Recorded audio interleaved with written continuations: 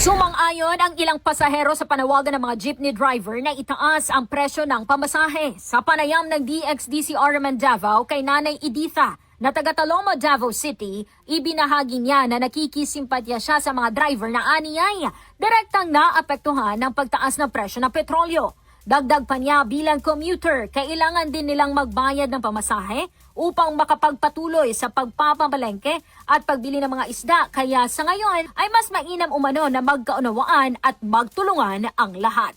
Oh, kay nagmahal man po ang gasolina di pamahal po sila. Kami po mo aring magkinuhan, plite po may pilay lang pilay papaya nila.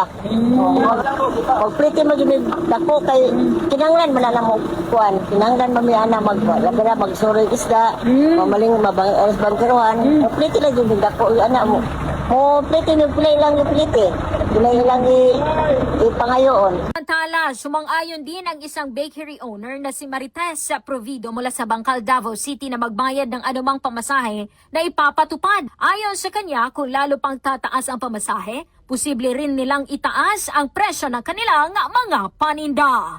Kasama mo sa DXDCRMN Davao, Radzuman Karin Beltran, Tatak RMN. RMN Network News.